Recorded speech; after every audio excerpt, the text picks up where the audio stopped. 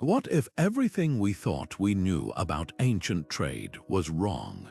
Picture this: a Viking warrior buried with a Roman coin clenched in his fist, or delicate strands of Chinese silk tucked inside a tomb built centuries before Europeans ever set foot in the Americas. These aren't just random anomalies, they're seismic cracks in the foundation of history, forcing us to question the boundaries we've drawn between civilizations. For generations, textbooks told us that vast oceans and impassable deserts kept ancient worlds apart. But the Earth keeps whispering secrets, revealing objects that traveled farther and earlier than we ever imagined possible. Think about the courage or sheer audacity it took to cross uncharted waters or traverse deserts where maps simply ended. These misplaced artifacts are more than just curiosities. They're breadcrumbs left by adventurers, merchants, and maybe even lost explorers who dared to go where no one thought they could. A single coin, a shard of pottery, or a fragment of fabric can overturn decades of scholarly consensus, proving that our ancestors were far more connected than we gave them credit for. And the most thrilling part, every discovery is a puzzle piece, waiting to show us how these hidden trade routes shaped the course of human history. That's exactly what we're exploring today. 26 jaw-dropping artifacts that defy logic and redraw the maps of ancient commerce. From the depths of sunken ships to the ruins of cities swallowed by sand, each one tells a story of ambition, ingenuity, and the irresistible human urge to reach beyond the horizon. Some of these finds are so baffling that experts still debate how they got there, while others hint at networks of exchange so vast they span continents and centuries. So buckle up, we're about to embark on a journey that doesn't just revisit history, it rewrites it. And trust me, by the end, you'll never look at the ancient world the same way again. Buried deep in the cold earth of Norway, cradled in the grip of a Viking warrior who lived and died centuries before his people supposedly set sail for distant shores, lies a small silver coin that shouldn't be there. Minted under Emperor Trajan in Rome, this denarius traveled farther and earlier than any history book predicted, ending up in a grave that dates to a time when Scandinavia was thought to be isolated from the Mediterranean's glittering trade hubs. How did it get there? That's the mystery that keeps archaeologists awake at night. Some argue it slipped north through a chain of traders, passed hand to hand across Europe's shadowy backroads. Others whisper of daring Viking scouts who ventured far earlier than we realized, returning with treasures that defied the timeline. But here's what's undeniable: this coin shatters the neat boundaries we've drawn between ancient civilizations. Rome's influence wasn't confined to its legions or its roads. It trickled into places we never thought possible, carried by merchants, diplomats, or maybe even lone adventurers with a knack for survival. And the implications are staggering. If a Roman coin could reach Viking hands centuries before official contact, what else moved along these hidden routes?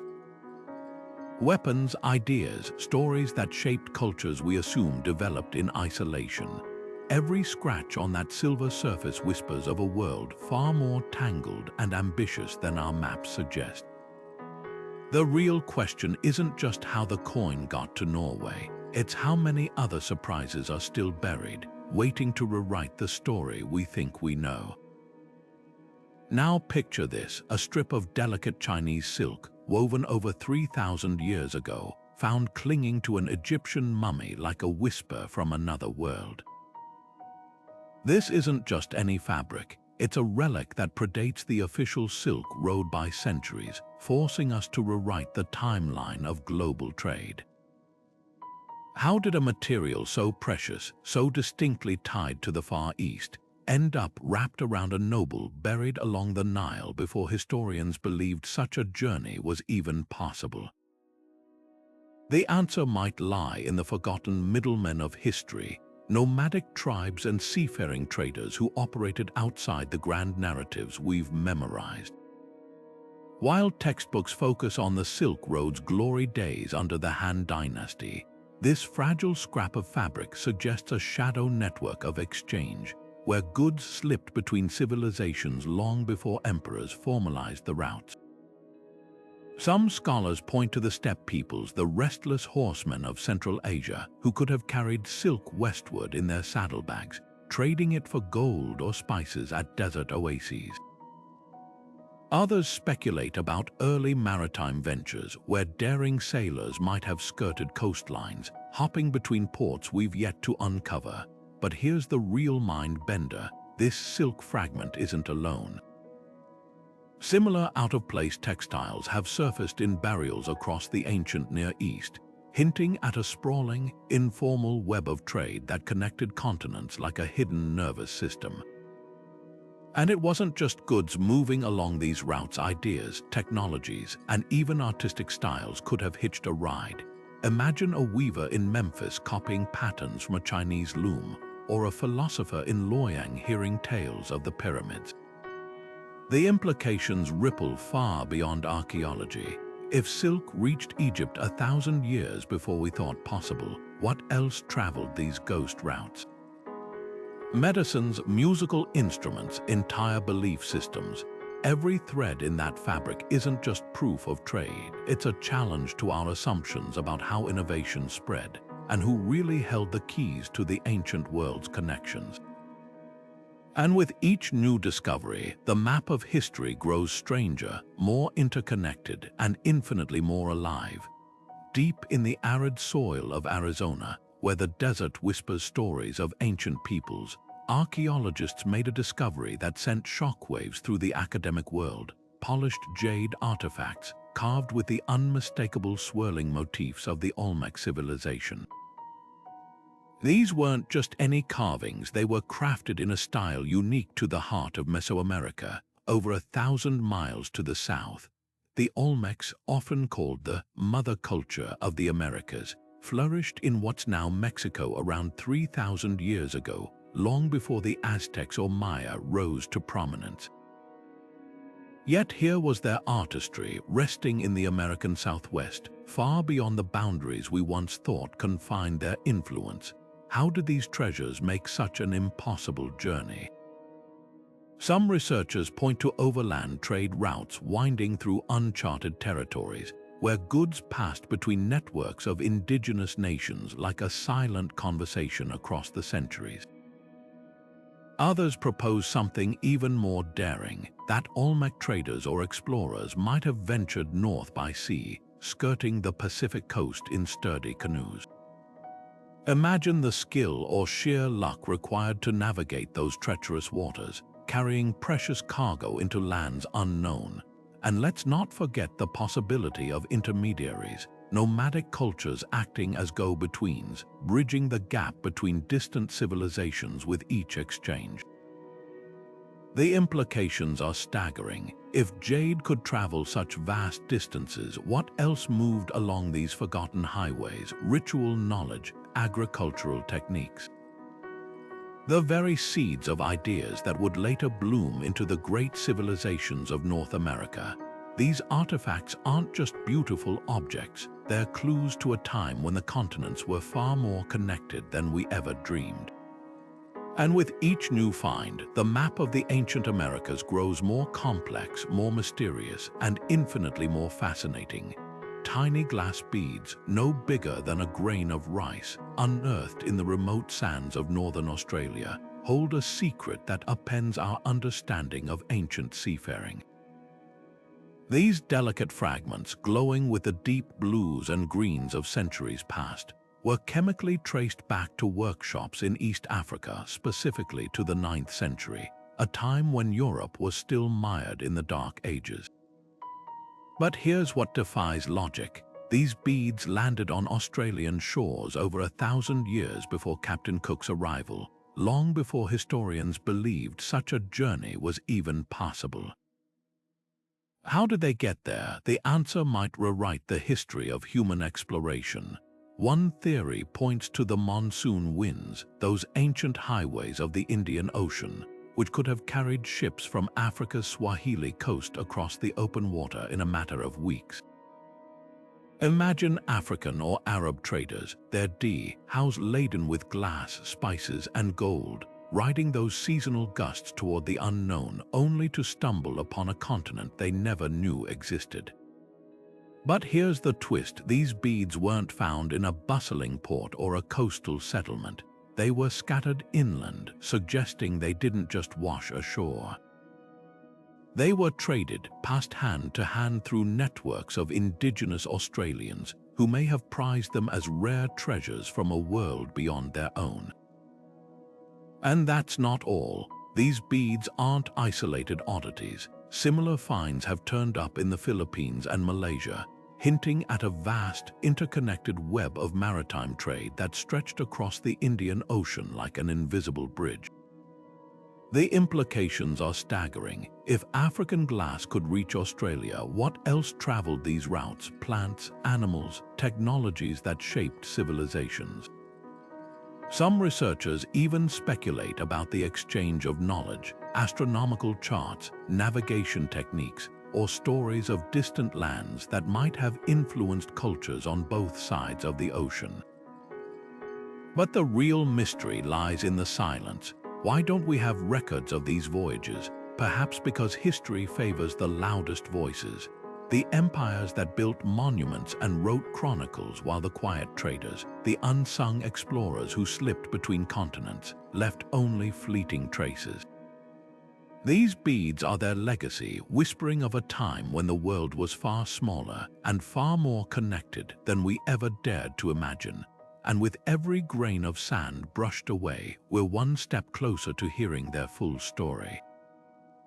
Far to the north, where ice and wind sculpt the landscape into something timeless, a small stone disk tells a story we're only beginning to understand.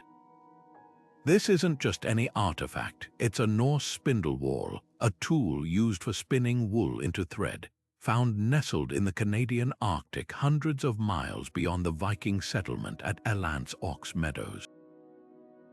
Alongside it, iron tools with unmistakable Scandinavian craftsmanship lay buried in the same soil where indigenous communities thrived for millennia. These finds don't just hint at fleeting contact, they suggest something far more profound, a web of exchange stretching across a continent we once thought divided by ignorance and distance. So how did Norse technology end up so deep in the Arctic?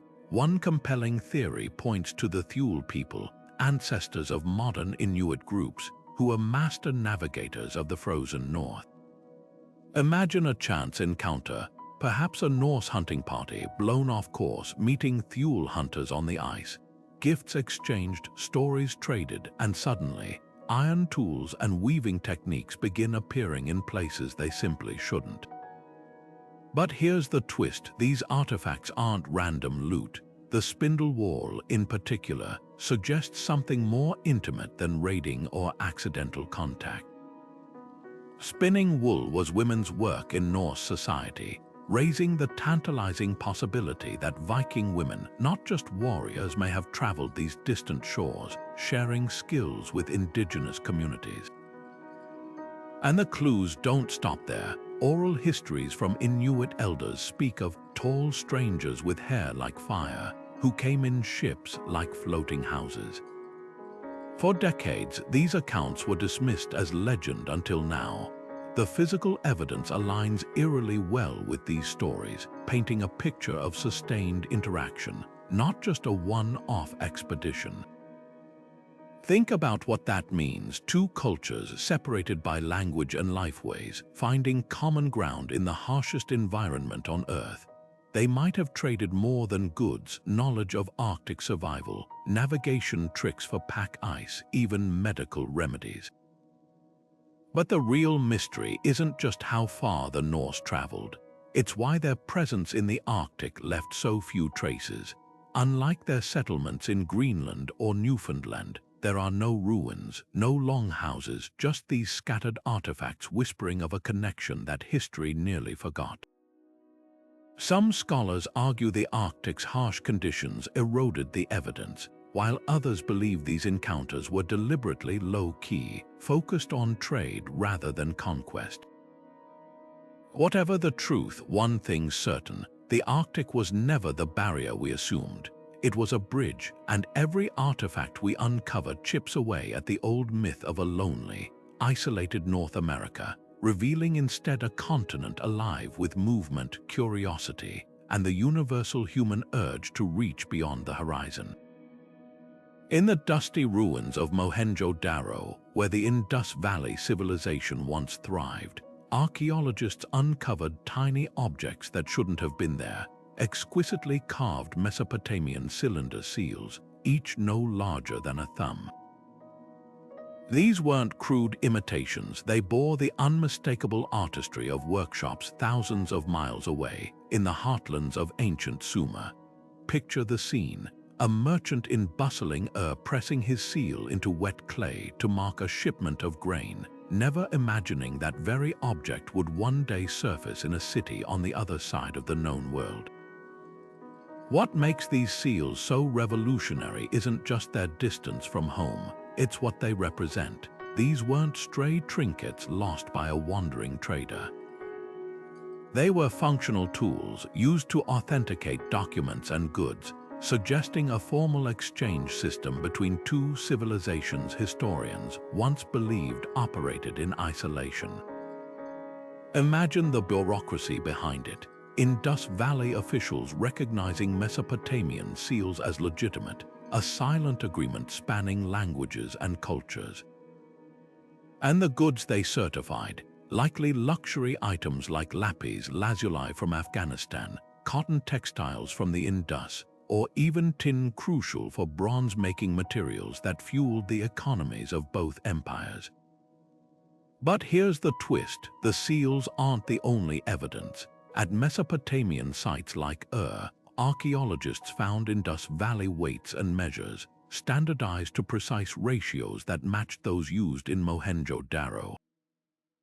This wasn't a haphazard barter system, it was a sophisticated, long-term trade relationship with rules both sides understood. Some scholars argue these connections ran even deeper. The seals often depict mythological scenes, heroes battling beasts, gods bestowing blessings. Could these images have influenced Indus Valley art? Fragments of Harappan pottery show motifs eerily similar to Mesopotamian designs, hinting at a cultural exchange that went beyond commerce. Yet the mystery lingers: how did these civilizations maintain such consistent contact across deserts and mountains? One theory points to maritime trade. Ancient docks at Lothal, an Indus port city, suggest ships could have sailed the Persian Gulf, hugging coastlines to reach Mesopotamian harbors. Others propose overland caravans, slow but steady, winding through mountain passes with donkeys laden with treasures. Either way, the journey would have taken months, a testament to the value both cultures placed on this connection. The real revelation here isn't just the existence of trade, but its intimacy. These seals weren't mass-produced souvenirs. They were personal signatures carrying the names of specific merchants or officials. That means individuals, real people with names we'll never know, built relationships across continents, fostering trust that transcended geography. And when you consider that Mohenjo-Daro's streets were laid out in perfect grids, while Mesopotamian cities zigzagged like labyrinths, it's clear these weren't just trading goods. They were trading visions of how a society could work, each civilization absorbing ideas from the other while retaining its unique identity. So the next time someone calls globalization a modern phenomenon, point them to these tiny cylinders of stone. Long before container ships and satellites, our ancestors were weaving a world far more interconnected than we ever imagined, one seal impression at a time. Shards of wine-stained pottery, baked in the kilns of ancient Greece and stamped with Phoenician merchant marks, lie scattered across the windswept hills of Iron Age Britain, a place historians once assumed was cut off from the Mediterranean's bustling trade networks. These aren't just broken dishes, they're fragments of a story that rewrites how we see Europe's ancient connections, dated to at least 500 years before the Romans set foot on British soil. These ceramics whisper of a time when ships braved the treacherous Atlantic currents, linking the olive groves of the Mediterranean to the misty shores of Cornwall and Wales.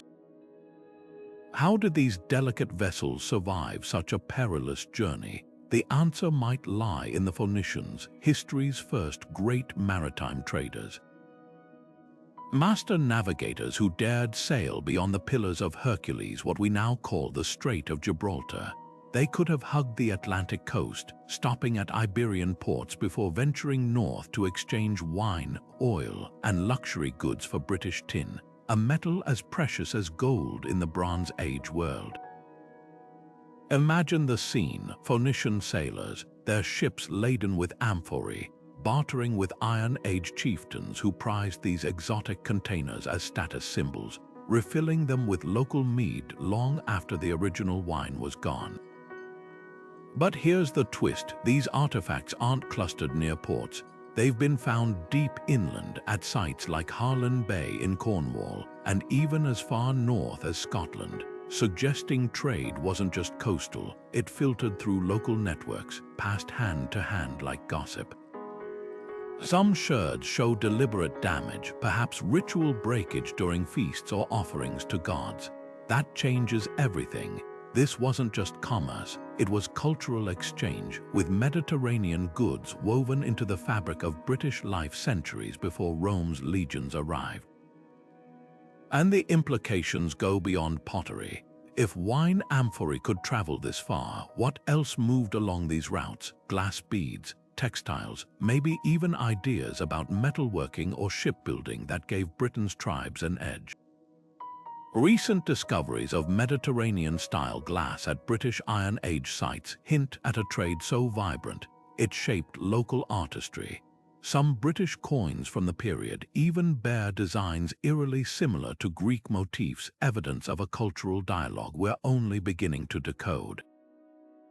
Yet the real mystery isn't the how of this trade, it's the why. Why risk such a dangerous voyage? The answer might be written in the stars. Ancient sailors likely used celestial navigation, timing their trips to summer winds that blew predictably northward, then catching autumn gales home. But beyond practicality, there was something deeper: the human hunger for connection. These traders weren't just moving goods, they were stitching together a world where a chieftain in Wales might toast with wine from a vineyard he'd never see, while a Greek merchant's daughter wore a brooch fashioned from British tin. So the next time someone calls the pre-Roman world isolated, remember these pottery shards. They're not just relics, they're proof that even in the Iron Age, the ocean wasn't a barrier. It was a highway, and the people who sailed it were far more daring, far more curious, and far more connected than our history books ever let on. In the humid jungles of Guatemala, where Mayan pyramids pierce the canopy, archaeologists found something that shouldn't exist: traces of cocoa residue clinging to the inside of a ceremonial cup. But this wasn't just any cocoa. It was genetically linked to varieties native to the Amazon, over 2,000 miles south of Mayan territory. At first, researchers assumed it was a fluke, a mislabeled sample or contamination. But then another vessel tested positive, and another. Suddenly, the impossible became undeniable.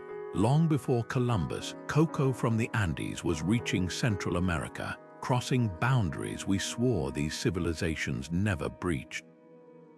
So how did a plant rooted in South American soil end up in Mayan hands? One theory points to maritime traders navigating the Pacific coast, moving goods between Ecuador and Mexico in sturdy balsa rafts. Imagine those voyages, sailors reading star patterns and ocean swells to guide them north. their hulls packed with precious cargo. But here's the catch: cocoa beans spoil quickly in transit. That means these weren't just random shipments. They were deliberate transfers of live plants or seedlings, carefully tended during the journey. Think about the trust that required. One culture sharing a sacred crop with another, knowing it could reshape their agriculture, their rituals, even their economy. And reshape it did. Cocoa wasn't just a commodity to the Maya. It was currency, medicine, and the drink of kings. Their glyphs depict gods sipping chocolate foam, while royal tombs brim with vessels designed for frothy cocoa beverages. Yet the Andean varieties found in these pots had distinct chemical signatures, suggesting maybe generations of someone's experimented with blending strains across continents. That's not just trade, it's bioengineering centuries before the term existed. But the real bombshell: this wasn't a one-way exchange. Recent digs in Ecuador have uncovered Mayan-style jade beads alongside Andean artifacts, hinting at a back-and-forth flow of goods. Maybe cocoa went north while jade traveled south, each civilization offering something the other prized. And if goods moved, so did people. Linguistic clues suggest borrowed words for cocoa between Mayan and South American languages, while murals in both regions depict eerily similar rituals involving psychoactive plants. The implications are staggering. We're not just talking about a few beans changing hands. This was a sustained, sophisticated exchange that defies the old narrative of isolated New World cultures. Picture a Mayan merchant sampling strange new cocoa pods in a bustling Ecuadorian market, or an Andean shaman learning to ferment the beans into something richer, darker, more potent. These aren't just economic transactions, they're moments of cultural alchemy, where two worlds collided and created something neither could alone. And yet, the question lingers: why don't we see more evidence of this connection? Perhaps because organic goods leave faint traces, or because later empires erased the records. But every molecule of that out-of-place cocoa whispers a truth we can't ignore. The ancient Americas were a mosaic of connections, not a collection of lonely islands. And with each new discovery, the borders we drew on maps fade a little more, revealing a world far braver, far more curious, and far more united than we ever dreamed. Buried beneath the golden sands of Egypt, tucked beside a mummified pharaoh who ruled when the pyramids were already ancient history, lies a small, honey-colored bead that tells an impossible story. This isn't just any ornament, it's Baltic amber, a gemstone forged in the frozen forests of Scandinavia, over 2,000 miles from the Nile. Dated to the New Kingdom, when Egypt's power stretched from Nubia to the Levant, this tiny artifact shatters the boundaries we've drawn around ancient trade. How did resin from towering northern pines end up in the tomb of a sun-worshipping king? The answer might rewrite our understanding of Bronze Age globalization. One theory paints a picture of relay trade, where amber passed through countless hands across Europe like a whispered secret. Picture this: a hunter in present-day Denmark trades the golden nugget to a Celtic merchant for bronze tools. That merchant carries it south to the Alps, where it's bartered to an Etruscan trader crossing into Italy. From there, it hops aboard a Phoenician ship bound for the Levant, finally reaching Egyptian markets through the bustling ports of Byblos or Tyre. Each exchange would have inflated its value, transforming it from a curious trinket to a sacred object worthy of burial with royalty. But here's where it gets fascinating. Recent chemical analysis reveals something startling. Some Egyptian amber shares identical trace elements with raw chunks found in Baltic workshops. That's not just random trading. It suggests direct contact, or at least a tightly controlled network where intermediaries didn't dilute the source material. Could Bronze Age sailors have braved the Atlantic's fury, skirting Europe's western coast to connect the Mediterranean directly with the north? The Phoenicians were certainly capable of such voyages, and Homer's Odyssey hints at ancient knowledge of northern amber sources, describing it as the tears of the sun. The cultural impact was profound. To Egyptians, amber's electrostatic properties, how it attracts dust when rubbed, must have seemed magical, a literal spark of the divine. They called it the gold of the north, weaving it into solar iconography alongside lapis lazuli and turquoise. Some amulets even mimic the shapes of Baltic artifacts, suggesting not just trade in materials but in ideas. Imagine an Egyptian artisan, never having seen a northern forest, carefully copying a Scandinavian animal pendant based on descriptions from travelers. That's more than commerce, it's cultural alchemy. Yet the real mystery isn't just the journey, it's the motivation. Why risk such treacherous routes for pretty stones? The answer lies in amber's dual role as both status symbol and spiritual tool. Egyptian priests burned it as incense, believing its piney scent pleased the gods, while Tutankhamun's burial mask incorporated amber accents alongside gold and gemstones. For northern tribes, trading it south might have secured access to Mediterranean bronze, a metal that revolutionized their warfare and art. This wasn't just a luxury trade, it was a technological and religious exchange that shaped both ends of the continent. And the clues keep coming. In the tomb of Queen Hatshepsut, archaeologists found a shipment manifest listing amber from the ends of the earth alongside myrrh and ebony. Meanwhile, Baltic burial sites contain Egyptian-style glass beads, proving the exchange flowed both ways. The scale is staggering. Over 5,000 amber artifacts have been catalogued in Egyptian contexts alone. That's not accidental drift, it's a pipeline, a testament to human ingenuity and the relentless pull of the exotic. So the next time you hear the Bronze Age described as a time of isolated cultures, remember that golden bead in the desert. It's proof that long before GPS or container ships, our ancestors wove a web of connections so vast, it stretched from the midnight sun to the land of the pharaohs, one precious, impossible fragment at a time. Beneath the turquoise waters off the Philippine island of Luzon, resting in the silent wreckage of a 14th century trading ship, lies a blade that defies geography, a Japanese katana, its curved steel still whispering of the master smith who forged it centuries ago. This isn't just any sword, it's a relic from the golden age of the samurai, discovered thousands of miles from the shores of Japan, nestled among Chinese porcelain and Southeast Asian spices. The presence of such a weapon in this unlikely place isn't just curious, it's a seismic clue, forcing us to rethink the reach of Japan's warrior class and the hidden currents of medieval Asian trade. At first glance, the katana seems impossibly out of place.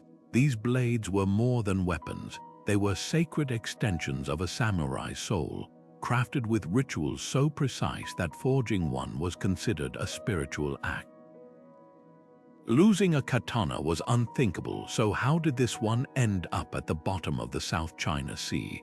One theory points to the turbulent politics of the era, when Japan's Ashikaga shogunate sent envoys across the waves to secure alliances or hire out warriors as elite mercenaries. Imagine a battle-scarred samurai, his sword strapped to his hip, boarding a ship bound for the kingdoms of Java or Siam, where his skills might fetch a fortune in gold or spices. But there's another, even more intriguing possibility, that this katana wasn't carried by a warrior at all, but traded as a luxury item. Historical records from Okinawa describe sword diplomacy, where Japanese blades were gifted to foreign rulers as tokens of prestige.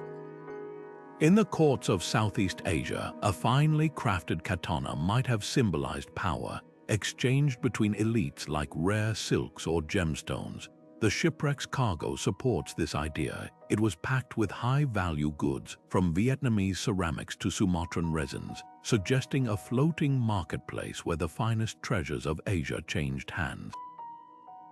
Yet the real revelation lies in the sword's condition. Unlike the rusted relics often pulled from wrecks, this katana's steel bears the distinctive grain pattern of tamahagane, the pure iron sand smelted only in Japan. Even more telling, its signature curve matches styles popular during the Nanboku-cho period, a time of civil war when displaced samurai might have sought fortunes abroad. Could this blade have belonged to a ronin, a masterless warrior who turned to foreign service, or was it part of a royal shipment lost en route to a sultan who coveted the artistry of Japan's swordsmiths? The implications ripple far beyond this single shipwreck. If samurai or their swords circulated this widely, they might have carried more than steel. Fighting techniques, armor designs, even philosophical ideas like Bushido could have traveled with them, subtly influencing martial traditions across the region. Recent excavations in the Philippines have turned up Japanese-style helmet fragments, while oral histories in Indonesia speak of foreign warriors with curved blades who trained local fighters. These aren't just isolated anecdotes, they're fragments of a forgotten network where warriors, merchants, and diplomats moved freely between cultures. And then there's the craftsmanship. The katana's presence in Southeast Asia suggests a demand so strong it crossed oceans. Japanese smiths were renowned for creating blades that could slice through armor, their techniques guarded like state secrets. Yet here's the twist. Some Philippine and Javanese swords from the same era show a similar curvature and balance, hinting at possible cross-pollination of techniques.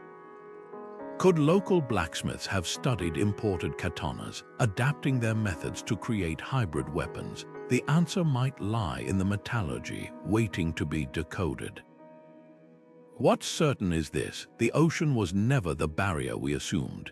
That sunken katana isn't just a relic, it's a passport stamp from a time when samurai might have walked the streets of Manila, when a single ship could carry the artistic soul of half a continent, and when the idea of isolated cultures was already a myth. Every speck of rust on that blade is a question, and the answers could rewrite how we see the medieval world.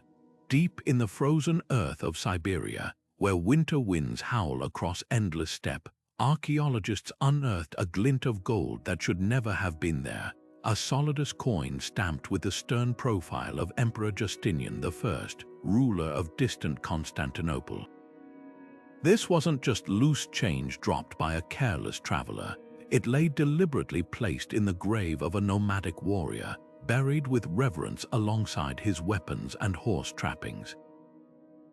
The coin's date places it squarely in the 6th century, a time when Byzantine historians wrote off the Siberian tribes as wild, untouchable peoples lurking beyond the edges of civilization. Yet here was proof, gleaming in the permafrost, that someone from the heart of the Roman Empire's successor state had dealings with these so-called barbarians, or that the nomads themselves were far more connected than anyone guessed. How did Byzantine gold reach the Siberian wilderness? The Silk Road is the obvious suspect, but there's a catch. Traditional maps show its northern branches ending in the oases of Central Asia, thousands of miles south of this burial. Some scholars argue for a shadow network of trails winding through the Altai Mountains, where nomadic horsemen might have carried goods between formal trade hubs. Picture a chain of transactions stretching across the steppe. A Byzantine merchant sells the coin to a Persian trader in Antioch, who exchanges it with a Sogdian caravan leader in Samarkand, who finally barters it to a Siberian chieftain for furs or horses. Each hand it passed through would have inflated its value, transforming a simple piece of currency into a talisman of distant power. But there's another, more tantalizing possibility: direct contact. Byzantine chronicles mention envoys sent to the lands of the rising sun, vague descriptions that could encompass Siberia. And the nomads weren't just passive recipients of trade, they were master intermediaries controlling the flow of goods between empires. A tribesman might have acquired the coin as payment for guiding a lost Byzantine delegation, or as tribute from a nervous border governor eager to keep the peace. The placement in the grave suggests it held deep significance, perhaps a badge of alliance or even a war trophy taken from a defeated foe. The implications ripple far beyond a single coin. If Byzantine gold reached Siberia, what else traveled these hidden routes? Religious icons, medical knowledge. The grave also contained shards of intricate glassware, possibly from the same Mediterranean workshops that supplied Constantinople's palaces. And let's not forget the nomads' role in this exchange. They weren't just middlemen, they were innovators adapting foreign goods to their own needs. A Byzantine coin might have been repurposed as a pendant, its imperial portrait reinterpreted as a protective spirit. Meanwhile, in Constantinople, Siberian furs would have been worth a fortune, draped over the shoulders of aristocrats who'd never fathomed the journey they'd taken. Yet the real mystery isn't just the how, it's the why. Why would Byzantium, an empire obsessed with its own grandeur, bother with the frozen north? The answer might lie in survival. The 6th century was a time of crisis, plagues, wars, and the relentless pressure of the Sasanian Empire.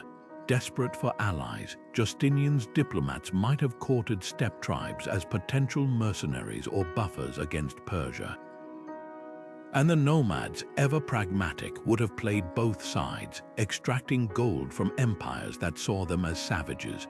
So the next time someone calls the Silk Road a single, well-defined highway, remember that Siberian grave. The world was never so simple. Trade didn't just follow maps, it flowed like water, seeping into every crack and crevice where humans dared to reach for something beyond their horizon. And with each new discovery, the borders we've drawn between civilized and barbarian blur a little more, revealing a past far more tangled and far more fascinating than we ever imagined.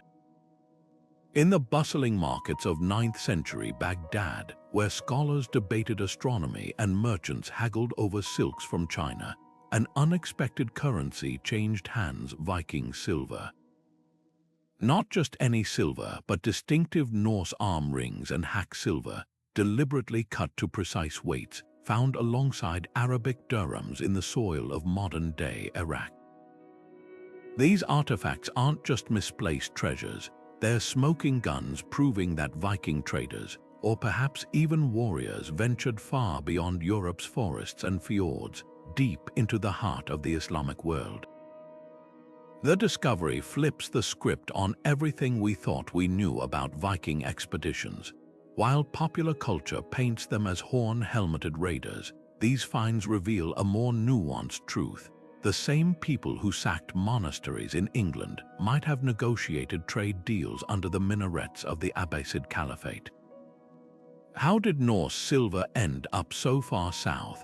One compelling theory points to the Volga trade routes, where Viking merchants traveled river networks to reach the Caspian Sea, carrying furs, amber, and slaves to exchange for Arab silver coins.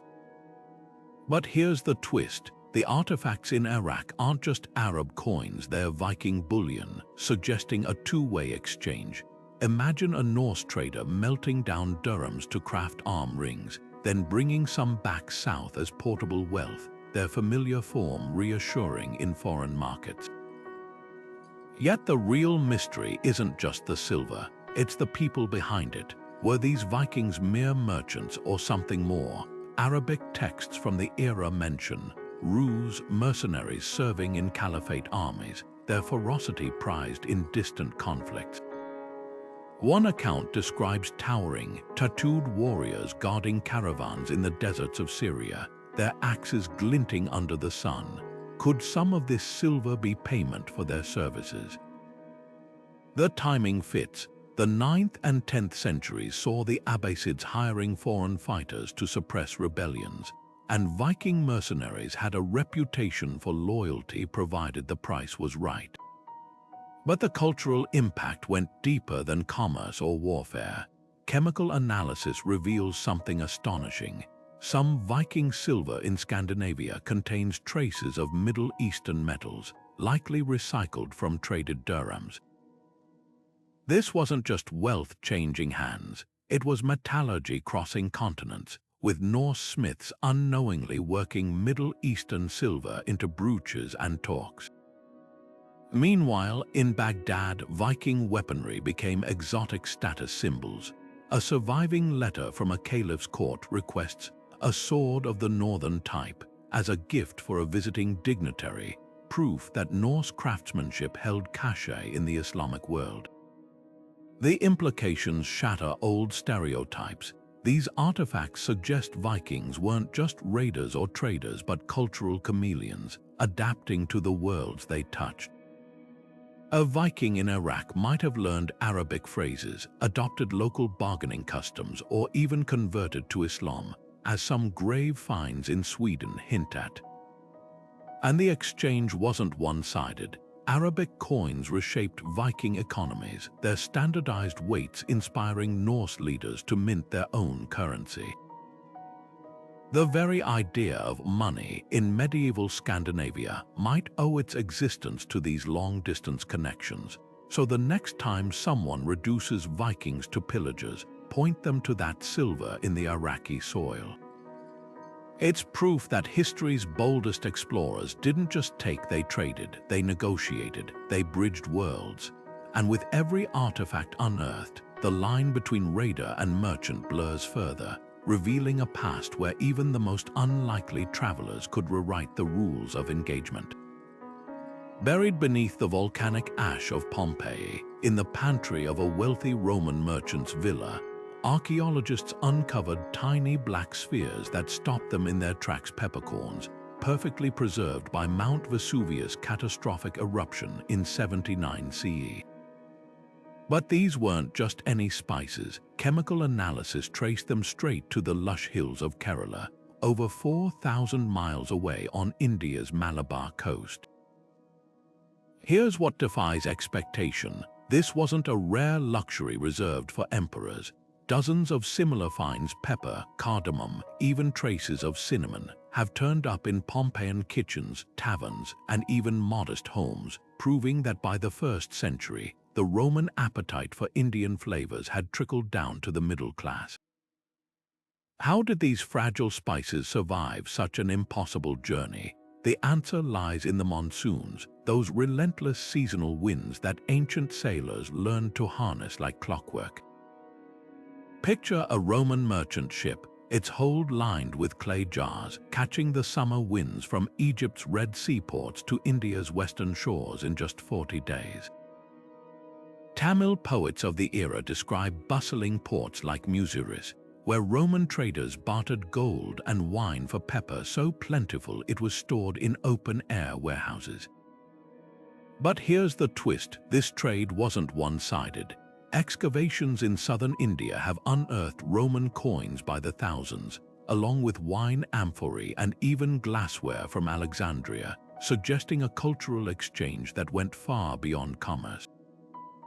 The real revelation isn't just the distance these spices traveled, it's what they reveal about daily life in Rome. Pepper wasn't just a seasoning, it was a status symbol, a medicine, and even a form of currency. Roman recipes from the era call for pepper in everything from sausage to desserts, while Pliny the Elder grumbled about Rome wasting 50 million sesterces yearly on Indian spices. That's equivalent to over 10 tons of gold, an addiction so costly it nearly drained the empire's coffers. Yet the demand was unstoppable. Ships grew larger, routes more daring, all to feed a hunger that connected a snack shop in Pompeii to a farmer plucking peppercorns under the Indian sun. And the impact rippled both ways. In India, the Roman trade created new fortunes, with local kings minting coins stamped with ships to celebrate their port wealth. Meanwhile, back in Rome, spices reshaped architecture. The ruins of a 1st century warehouse near the Tiber, dubbed the Pepper Portico, could hold over 7,000 tons of imported goods. The cultural exchange went deeper still. Indian texts mention Yavana, Greek and Roman merchants settling in coastal towns, some bringing new metallurgy techniques, while Roman artists began depicting Indian deities on gemstones. But the most haunting evidence lies in the human stories. In Herculaneum, a neighboring town also buried by Vesuvius, archaeologists found the skeleton of a man clutching a sack of peppercorns as he fled the eruption, his final, desperate act to save something more precious than gold. That image crystallizes the true power of these tiny artifacts. They're not just proof of trade, they're fragments of a globalized world where a volcanic eruption in Italy could ripple through markets in Madras, where a Roman housewife's dinner depended on the courage of sailors who'd seen continents we'd barely mapped. So the next time you sprinkle pepper on your meal, remember, you're tasting a legacy that connected empires, bankrupted treasuries, and proved that 2,000 years ago, flavor was already a force powerful enough to move mountains, or at least the ships that crossed them. Buried in the damp soil of a Bronze Age British burial mound, a tiny blue scarab beetle glints under the archaeologist's brush, its delicate wings outstretched, its body stamped with hieroglyphs praising the sun god Ra. This isn't a local trinket, it's Egyptian faience, a ceramic crafted in the workshops of Thebes or Memphis, then somehow carried over 2,000 miles to a land the pharaohs never knew existed. Dozens like it have surfaced across Britain, from the chalk hills of Wessex to the lochs of Scotland, each one a silent testament to a connection that defies the maps we've drawn between ancient worlds. How did these sacred symbols of rebirth, meant to guide souls through the afterlife, end up in the hands of Bronze Age chieftains? One theory suggests a chain of elite gift-giving, where scarabs passed between rulers like diplomatic currency. Picture a Mycenaean king in Greece trading amber or tin to an Egyptian envoy, then gifting the scarab to a visiting British lord as a token of alliance.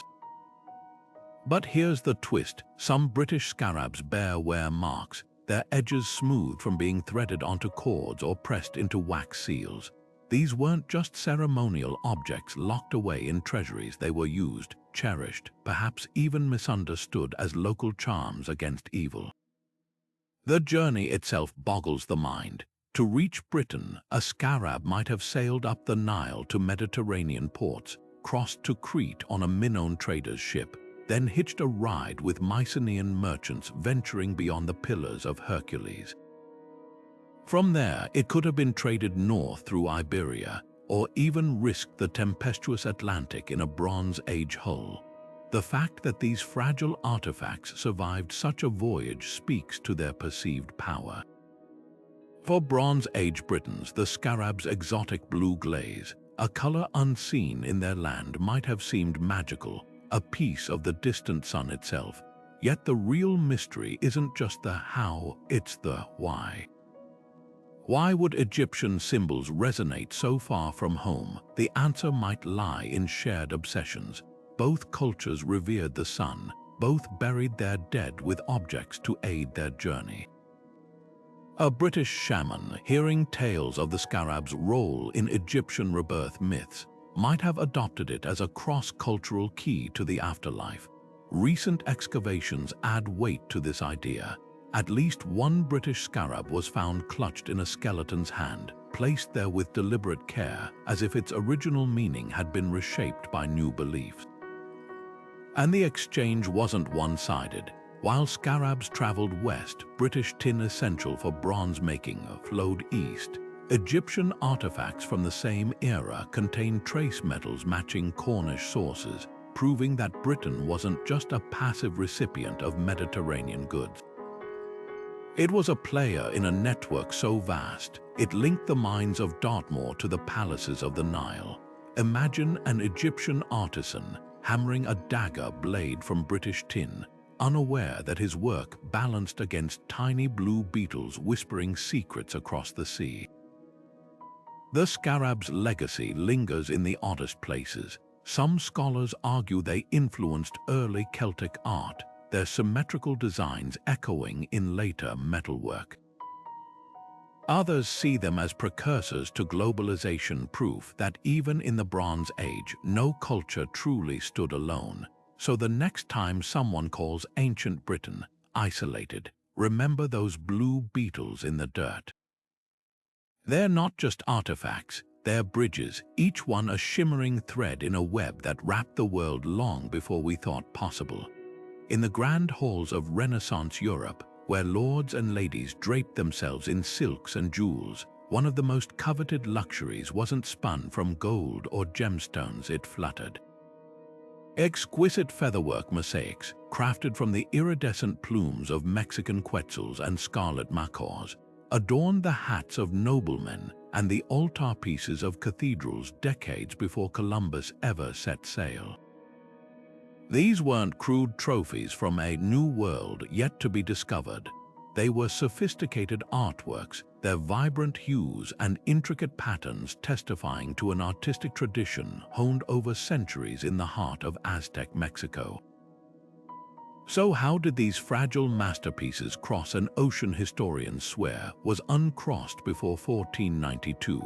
The answer might lie in the forgotten maritime networks of the Atlantic's edge. Basque and Bristol fishermen, drawn to the cod-rich waters off Newfoundland, could have encountered indigenous traders who'd long moved goods along North America's eastern shores.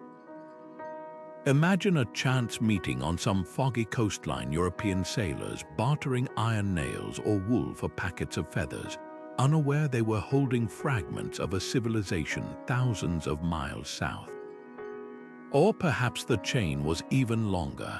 Aztec merchants trading feathers to Mayan middlemen, who passed them to Caribbean canoeists, who eventually met Europeans probing the edges of their known world. But here's what's staggering: these weren't random feathers tossed in a sack. They were finished artworks, painstakingly glued onto cotton backings in designs mimicking Aztec gods and sacred animals. One surviving shield, housed in an Austrian museum, depicts a coyote with turquoise plumage so precise, each feather aligns like pixels in a mosaic. That level of craftsmanship suggests more than accidental trade. It hints at cultural exchange. Could a Nahua artist have boarded a ship carrying these treasures personally? Or did European collectors, upon seeing these wonders, commission them through intermediaries? The Vatican's records mention feather paintings gifted by distant pagan kings, their origins deliberately vague. The impact on Europe was profound. Featherwork became the ultimate status symbol, rarer than silk, more luminous than stained glass. A single headdress might contain hundreds of quetzal feathers, each plucked without harming the bird, a practice the Aztecs perfected. When Habsburg archdukes posed for portraits wearing these iridescent pieces, they weren't just flaunting wealth, they were wrapping themselves in a mystery. To Renaissance minds, these artifacts defied categorization, not quite textile, not quite painting, shimmering with colors no European dye could replicate. Artisans in Venice and Flanders tried imitating the technique, but their efforts fell flat. Without access to tropical birds, their palates dulled. Meanwhile, in Mexico, the feather trade may have reshaped politics. Aztec tribute lists detail exacting demands for feathers from conquered cities, suggesting European demand could have trickled south long before Cortés. Some scholars even argue that Moctezuma's famous "Welcome to the Spanish" wasn't just confusion, it was recognition. Perhaps rumors of pale, bearded men collecting feathers had reached Tenochtitlan, priming the Aztecs to see the Spanish not as gods, but as another group of distant traders. The real tragedy: almost none of these masterpieces survived. Humidity, insects, and the sheer fragility of feathers left us with mere fragments: a headdress in Vienna, a shield in Stuttgart, a few scattered mentions in inventories. But each one whispers of a world where art crossed oceans long before empires did. where a Nahua artisan's hands and a Florentine noble's vanity were linked by threads of feather and chance. And that raises a tantalizing question. If something as delicate as a feather could bridge continents, what else or who else might have made the journey? Beneath the frost-crusted soil of a Viking chieftain's burial mound, archaeologists brushing away centuries of dirt uncovered something utterly unexpected. The delicate, crumbling remains of a Persian carpet, its intricate floral patterns still faintly visible despite 1,000 years underground. This wasn't just any textile, its dyes matched those used in royal workshops of Abbasid-era Persia, over 3,000 miles to the southeast, and it wasn't alone. Similar fragments have surfaced in elite graves across Norway and Sweden, some woven with silk threads that shimmered like frozen fire in the Nordic light. These carpets don't just hint at trade, they scream of a network so vast. It connected the frozen fjords of Scandinavia to the sun-baked bazaars of Baghdad. How did something so fragile traverse such impossible distances?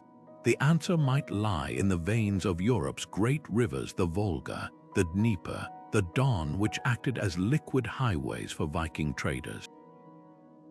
Picture a longship laden with furs and amber, its crew portaging between river systems to reach the Caspian Sea, where Persian merchants waited with spices, silver, and yes, rolled-up carpets prized for their warmth and artistry.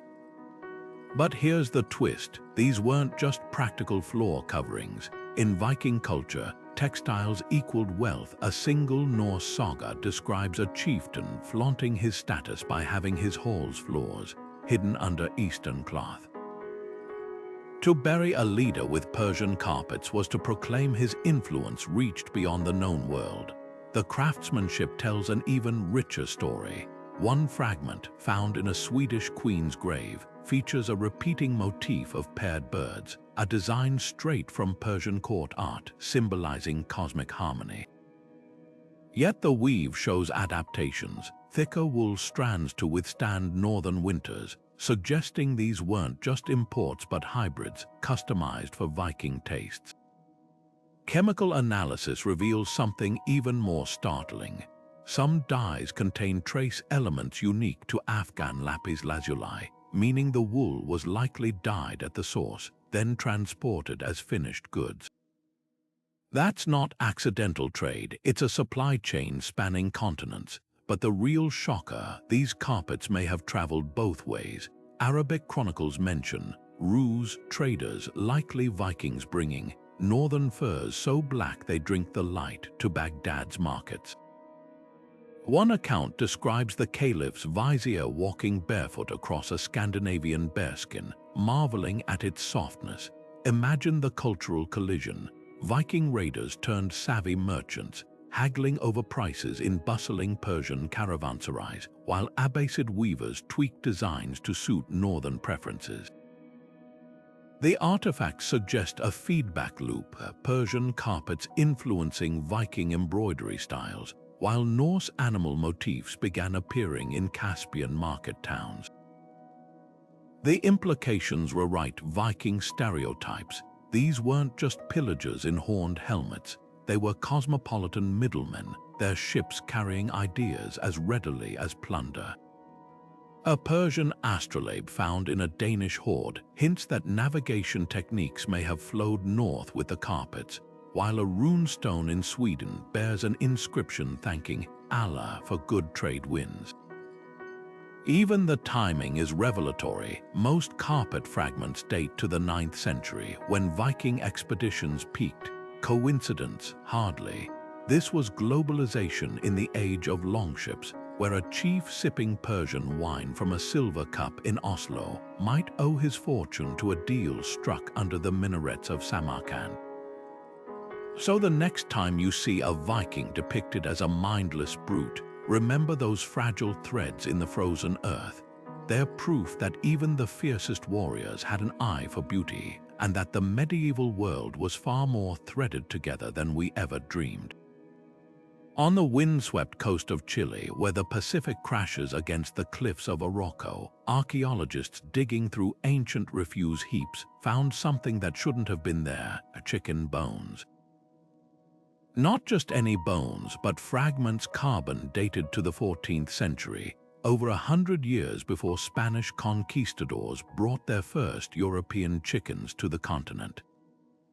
The real shock came when DNA analysis traced these birds straight to the jungles of Polynesia, their genetic fingerprints matching breeds raised by islanders thousands of miles across the open ocean. These humble bones aren't just leftovers from a long-ago meal. They're the smoking gun proving that Polynesian voyagers reached the Americas centuries before Columbus, and they brought their poultry with them.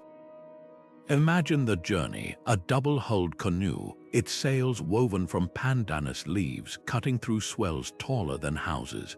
On board, navigators reading the stars and the swell patterns, their hold packed with breadfruit seedlings, taro cuttings, and crates of clucking red junglefowl, the ancestors of today's Polynesian chickens. This wasn't a desperate drift voyage. It was a deliberate colonization attempt, with settlers bringing the staples of their diet to a new land.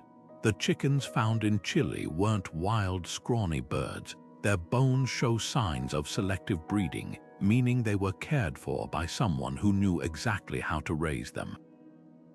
What's even more compelling is where these bones turned up.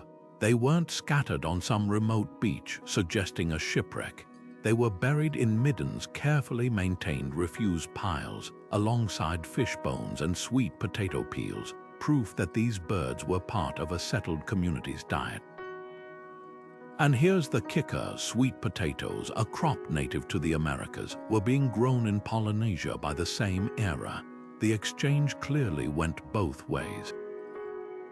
The implications rewrite history. For decades, scholars dismissed Polynesian-American contact as impossible, arguing the Pacific was too vast, the currents too treacherous. But these chickens tell a different story. Polynesians didn't just stumble upon South America. They likely made multiple voyages, establishing trade routes that moved more than just goods. Linguistic clues hint at shared words between Polynesian and Quechua languages, while skeletal remains in Brazil show dental patterns eerily similar to those of Pacific Islanders.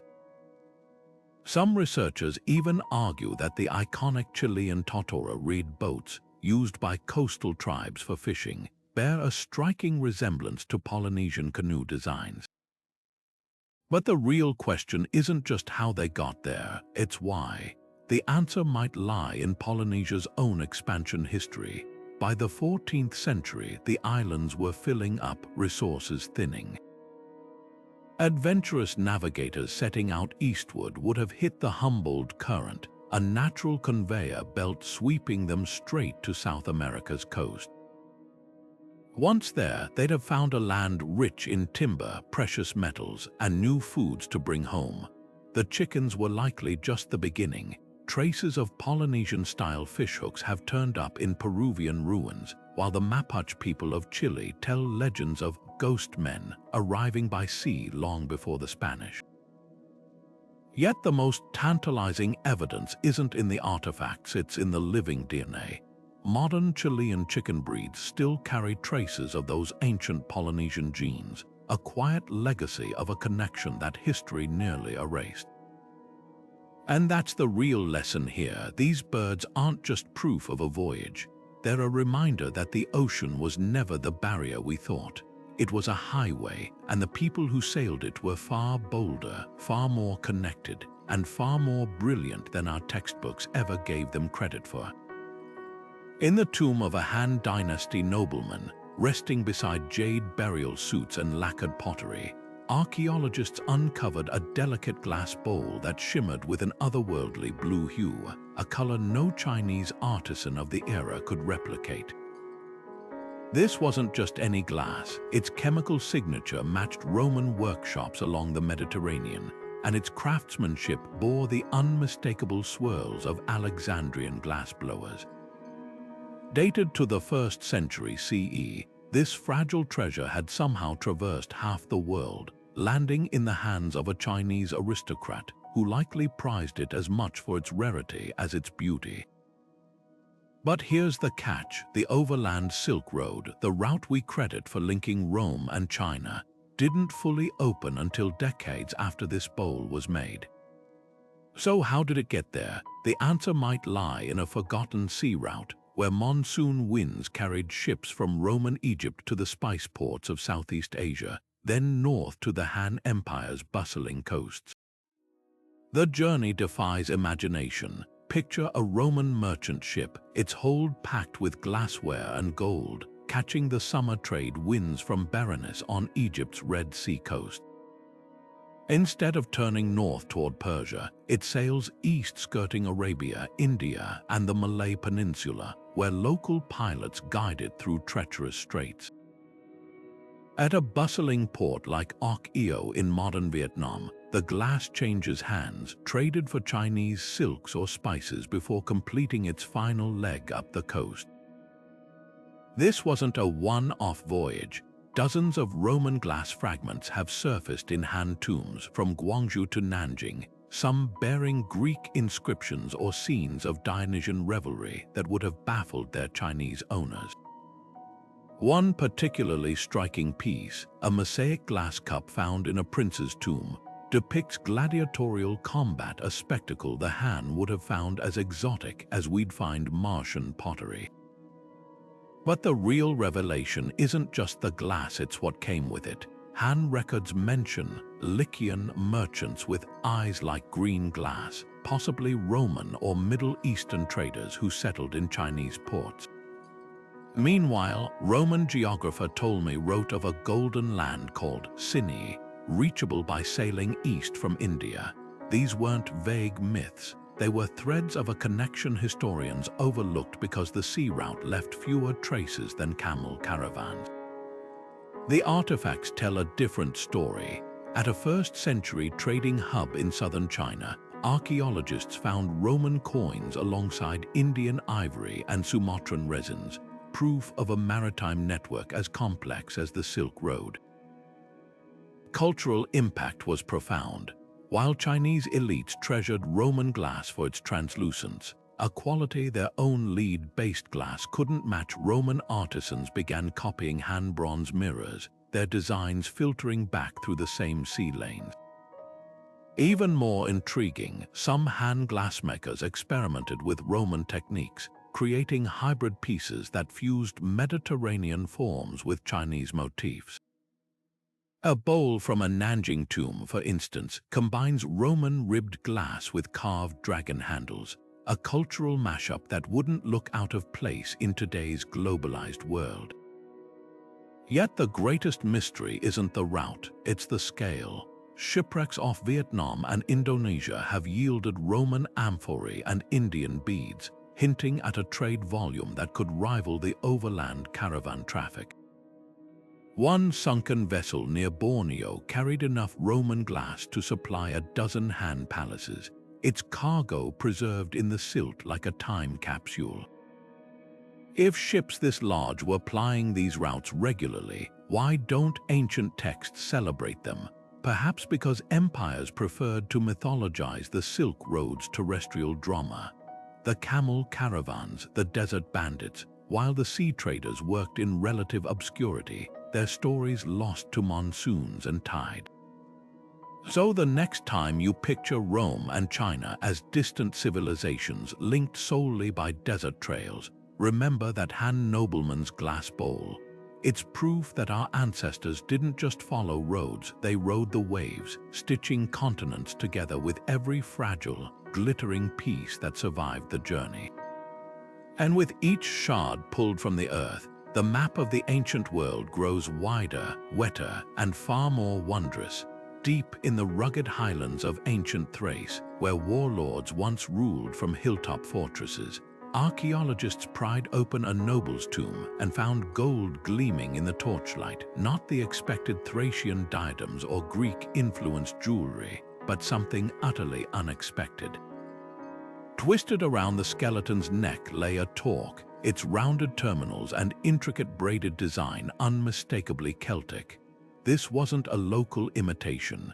Its gold composition matched mines in the Alps, hundreds of miles to the west, in the heartlands of the Latin culture. Dozens like it have surfaced across the Balkans, from Bulgaria to Romania, each one a silent envoy from a world we thought was divided by mountains, rivers, and tribal rivalries. The discovery shatters old assumptions about Iron Age Europe. Historians long painted the Celts and Thracians as isolated peoples, separated by the Danube and mutual distrust. Yet these talks tell a different story, one of elite gift-giving, mercenary service, or perhaps even intermarriage between distant warrior aristocracies. Picture a Celtic chieftain, his talk gleaming in the firelight, toasting with a Thracian king over cups of Greek wine. The artifacts suggest these weren't random exchanges. Some Thracian talks show hybrid designs, Celtic forms embellished with local motifs like solar discs or serpent gods, proof that craftsmen blended traditions to suit new tastes. But how did these heavy golden collars cross such contested lands? One theory points to the Iron Age's most mobile class, metal workers. Celtic smiths, renowned for their skill, might have traveled east to serve Thracian patrons, bringing their signature styles with them. Another possibility is more martial. Greek historians describe Celtic mercenaries fighting in Balkan wars, their talks serving as both armor and status symbols. Imagine a Gaulish warrior hired to defend a Thracian border, returning home with a bride and her dowry of local gold twisted into familiar shapes. The cultural implications ripple outward. These talks weren't just ornaments, they were sacred objects believed to protect the wearer's soul. For a Thracian noble to be buried with one suggests deep adoption or adaptation of Celtic beliefs. Recent excavations add weight to this idea. A tomb in Serbia held a talk placed deliberately over the deceased's mouth, as if to safeguard their journey to the afterlife, a practice seen in Celtic burials but never before in Thracian ones. Yet the exchange wasn't one-sided. Thracian goldwork, famed for its delicacy, began appearing in Celtic graves further west, while Balkan-style helmets turned up in Gaulish chieftains' hoards. This was no mere trickle of trinkets, it was a dialogue, with techniques and designs flowing both ways. A talk from Transylvania, for instance, combines Celtic knotwork with Thracian granulation, its surface studded with tiny gold beads in patterns that would have required a master's hand. The real mystery isn't the how of this trade, but the why. Why would rival tribes, each proud of their own traditions, embrace foreign symbols of power? The answer might lie in prestige. Just as modern elites flaunt Swiss watches or Italian suits, Iron Age nobles coveted exotic craftsmanship to showcase their reach. A talk from distant lands wasn't just jewelry, it was a resume, proof of connections spanning a continent, and the timeline tantalizes. Most of these talks date to the 4th century BCE, when Alexander the Great's empire was fragmenting, leaving power vacuums and opportunities across Europe. Celtic and Thracian warlords, sensing the shift, might have forged alliances against common foes, sealing pacts with gifts of gold. Later Roman chroniclers, eager to paint these tribes as barbarians, erased these nuances, leaving us to piece together the truth from artifacts alone.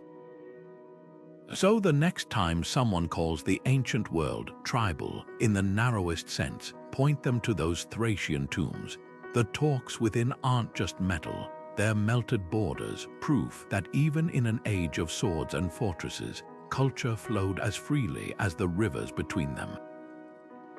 And with each new discovery, the lines we drew between Celtic and Thracian blur further, revealing a past where identity was as fluid as the goldsmith's molten craft. Tucked away in the dusty archives of a 16th-century Mexican convent, A bundle of knotted cords sits quietly, its significance nearly overlooked for centuries. This isn't just a tangle of string, it's a quipu, the intricate recording device of the Inca, a system of colored knots and cords used to document everything from tax records to epic poetry. But here's what defies logic. This quipu wasn't found in the Andes where it belonged. It surfaced in colonial Mexico, thousands of miles from the heart of the Inca Empire, hidden among the ledgers and rosaries of Spanish missionaries. The discovery raises a tantalizing question. How did an Incan accounting tool end up in a land conquered by a completely different empire? One theory suggests a hidden network of indigenous resistance.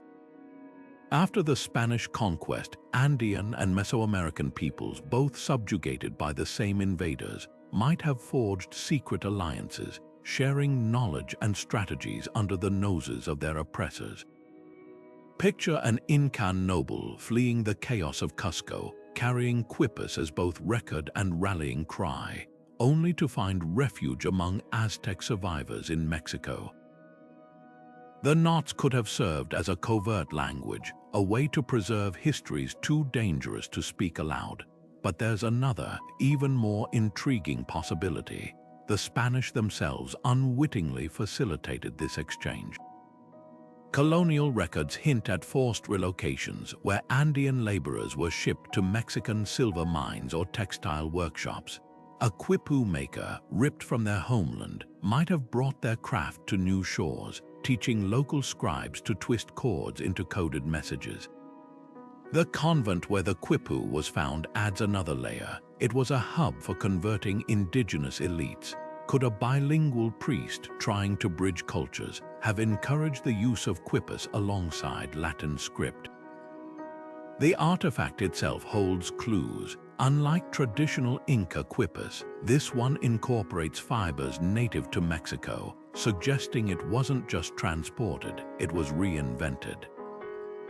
Some knots mirror Mesoamerican counting systems, while others defy interpretation, perhaps encoding hybrid narratives.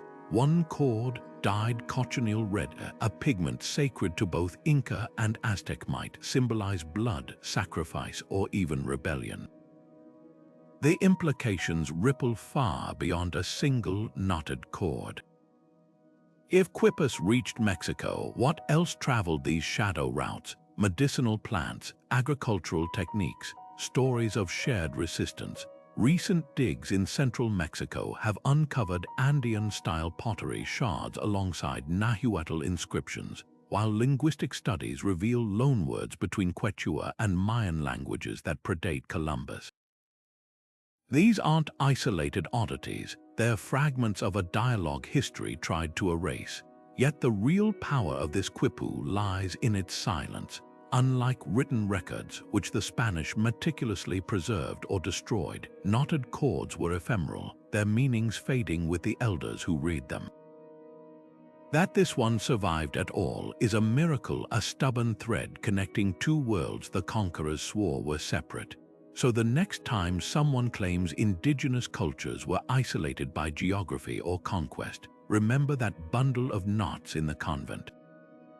It's proof that even in chains, people found ways to speak, to remember, and to reach across continents they weren't supposed to know existed. On the frozen shores of Antarctica, where the wind howls across glaciers older than human history, a small green pendant lies half buried in the gravel, its smooth curves carved from Pownamu, the sacred jade of New Zealand's Maori people. Found near the ruins of a 19th-century whaling station, this artifact shouldn't exist here. Antarctica was supposedly untouched by human presence until the 20th century, yet this pendant whispers of an earlier, uncharted chapter, a Maori voyager reaching the bottom of the world long before official expeditions ever set sail. The discovery flips the script on polar exploration. Whaling logs from the era mention Maori crew members serving on European and American ships, their expertise in cold waters prized by captains navigating treacherous southern seas. But here's what's extraordinary. This isn't just any trinket. Pownamu holds deep spiritual significance in Maori culture, often passed down through generations as a talisman of protection and connection to ancestors. For a pendant like this to end up in Antarctica suggests it wasn't casually discarded. It was carried by someone who cherished it, perhaps even relied on its mana spiritual power to survive the harshest environment on Earth. The craftsmanship offers even more clues. The carving style matches traditional Maori high tiki designs, with a distinctive tilted head and curled limbs symbolizing fertility and the human form. But there's a twist. The suspension hole shows where patterns suggesting it was worn daily, rubbed smooth by years of contact with skin. This wasn't a trade item or a curiosity picked up by a foreign sailor. It was a personal treasure, lost or left behind by someone far from home. So how did it get there? One theory points to the seal rush of the early 1800s, when ships from Sydney and Hobart raced to exploit Antarctic waters. Maori men, many of them experienced seafarers from whaling families in New Zealand's South Island, signed on as harpooners or navigators. Their knowledge of reading ocean swells and predicting ice movements would have been invaluable. Imagine one such sailor, his Pownamu pendant tucked beneath layers of sealskin, standing on the deck as towering icebergs loomed in the distance, the first of his people to lay eyes on a continent his ancestors never knew existed. But there's a bolder possibility, that Maori reached Antarctica independently. Oral histories from New Zealand's Ngai Tā Hu tribe speak of legendary navigators like Hui Te Rangara, who supposedly sailed into frigid southern waters as early as the 7th century, describing a place of bitter cold where the sea froze into cliffs. For centuries, scholars dismissed these accounts as myth until now. The pendant's presence hints that these stories might hold fragments of truth, passed down through generations like the Pownamu itself. The implications ripple beyond archaeology. If Maori sailors did venture this far south, their understanding of the ocean challenges Eurocentric narratives of polar discovery. Antarctic exploration histories rarely mention indigenous contributions, yet this pendant suggests Maori weren't just passive crew members. They were pioneers, their knowledge of the sea shaping voyages we credit to others. And the pendant's journey might not have been solitary. Whaling stations were melting pots of language and culture, where Maori, European, and African sailors worked side by side. Could this artifact be part of a larger, untold exchange? Nearby, archaeologists found a scrimshaw carving with Polynesian-style motifs, while a whaler's diary from the same site references greenstone gifts traded for seal pelts. These fragments paint a picture of Antarctica as a cultural crossroads, not just a barren outpost. Yet the most haunting question remains: what became of the pendant's owner? Was it lost in a storm or deliberately placed as an offering to the frozen unknown? In Maori tradition, Pownamu carries the essence of its wearer. This pendant, now silent in a museum case, still hums with the energy of the hands that held it, a bridge between the lush forests of Aotearoa and the endless ice of a land its people weren't supposed to know. And that's the real lesson here. History's edges are always frayed, always whispering secrets we're just beginning to hear. High in the rugged mountains of Ethiopia, where volcanic fires once sculpted the land, a jet-black treasure was born: obsidian, glass forged by the earth's fury. Sharp as a surgeon's scalpel and prized by ancient craftsmen, this volcanic rock shouldn't have ended up where it did, hundreds of miles away, in the bustling Bronze Age markets of southern Yemen. Yet there it sits, meticulously flaked into arrowheads and scrapers, its chemical fingerprint tracing straight back to Ethiopian quarries. These aren't stray fragments washed ashore by chance. They're evidence of a trade network so ancient, It predates the pyramids by centuries, linking the highlands of Africa to the incense-scented ports of Arabia across the treacherous waters of the Red Sea. The journey these blades took defies everything we thought we knew about early seafaring. Obsidian isn't like gold or gems. It's brittle, fracturing easily under stress. Transporting it required careful packing, likely nestled in straw or animal hides to survive the voyage. Picture a wooden dhow, its sails woven from palm fibers, skirting the Red Sea's coral reefs as traders bartered sacks of obsidian for Yemeni frankincense. But here's the twist. The oldest of these Yemeni artifacts date back to the 4th millennium BCE, a time when historians believed long-distance sea trade was still a distant dream. That means someone was braving these waters before the wheel was even invented in Mesopotamia. What's even more revealing is where the obsidian was found. It wasn't scattered near ports as casual imports. It was unearthed in workshops, reshaped by Yemeni hands using local techniques. Some blades show where patterns from cutting aromatic resins, suggesting obsidian, became integral to the region's lucrative incense trade. And the trade wasn't one way. Ethiopian burial sites from the same era contained seashells from the Arabian coast, proving the exchange flowed in both directions. This wasn't just a commercial transaction, it was a cultural dialogue, with technologies and tastes crossing the sea alongside goods. The real mystery lies in the who. Were these early traders Afro-Arabian middlemen, fluent in the languages and currents of both coasts?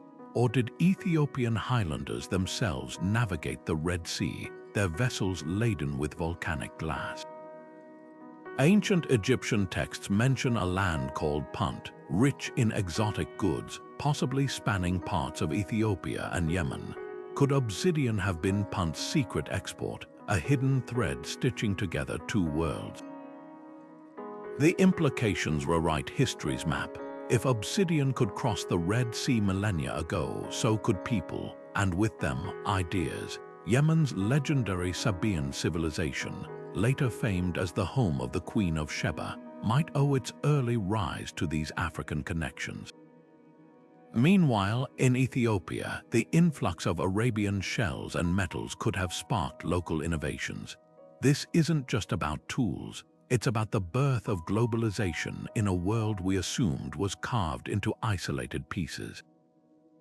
And the story doesn't end in antiquity. Even today, Ethiopian and Yemeni fishermen use similar boat designs, their hulls stitched together with palm fiber, a technique that might stretch back to those first obsidian traders. That's the true power of these artifacts. They're not just silent stones. They're echoes of a time when the sea wasn't a barrier but a bridge, and every flake of volcanic glass was a testament to human ingenuity's endless reach.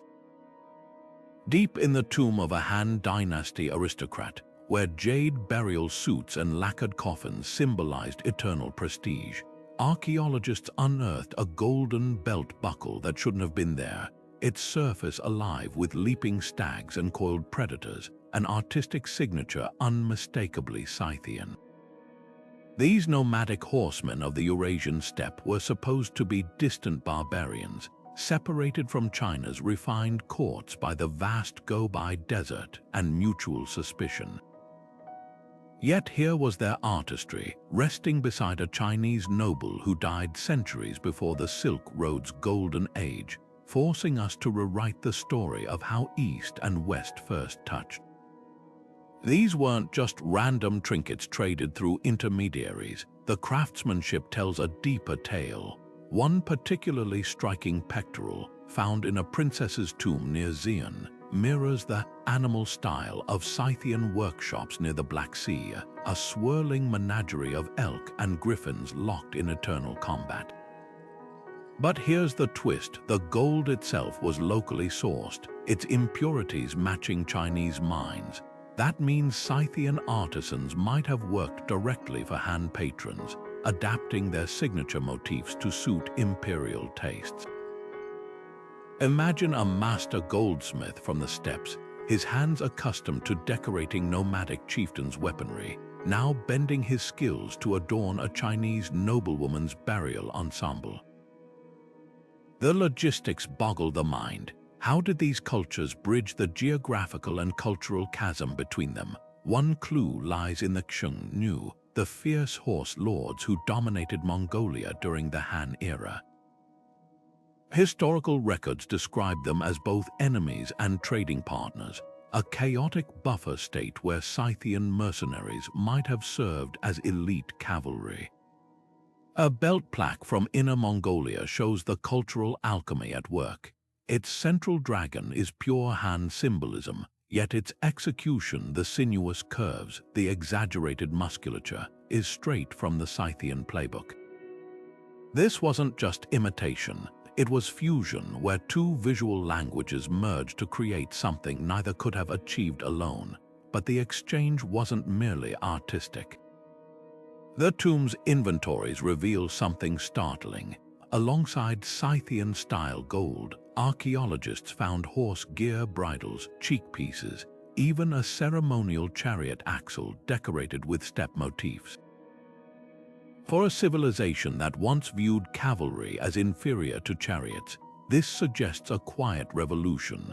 Perhaps Scythian advisors taught Han strategists the secrets of mounted warfare, their gold serving as both payment and propaganda. Later Chinese sources hint at this debt, praising Western horsemen whose techniques helped crush the Xiongnu rebellions. The most tantalizing evidence, though, lies in the bodies themselves. Forensic analysis of nobles buried with Scythian artifacts shows something extraordinary. Their bone chemistry indicates childhood spent on dairy-rich diets uncommon in agrarian China, a hallmark of steppe nomads. Could these have been diplomatic hostages raised in Han courts, or Scythian warlords granted land and titles? One tomb near Loyang held a man with distinctly Caucasian features, his grave goods blending Scythian arms with Han ritual bronzes. This wasn't just trade, it was kinship sealed in gold and blood.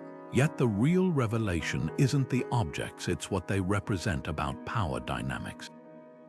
The Han didn't merely import steppe designs, they subsumed them, turning nomadic symbols into imperial propaganda.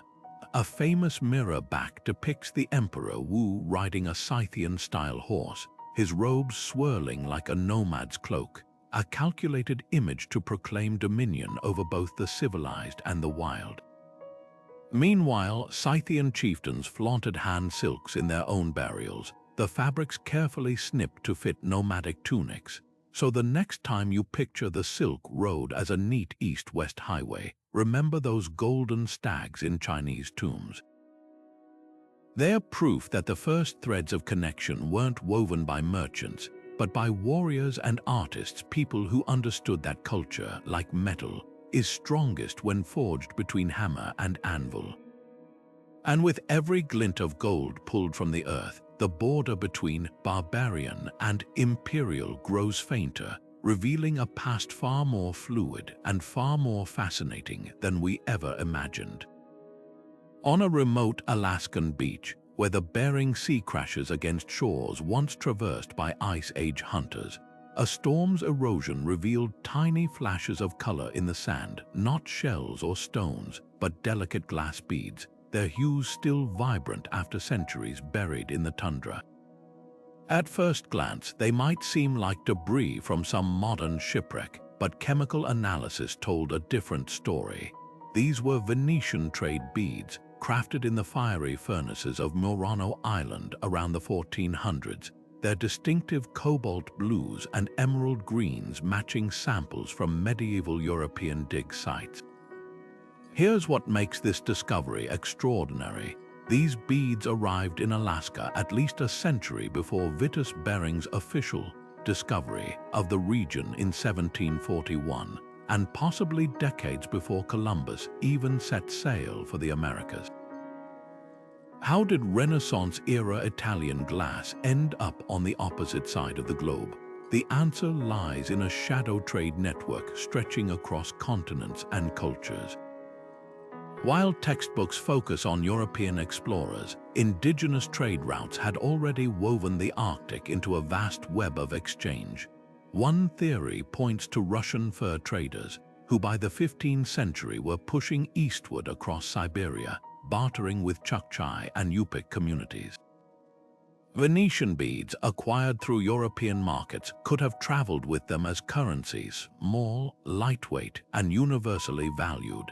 But there's a twist. Some beads were found far from coastal trading posts, deep in Alaska's interior, suggesting they moved through existing native trade networks that predated Russian contact.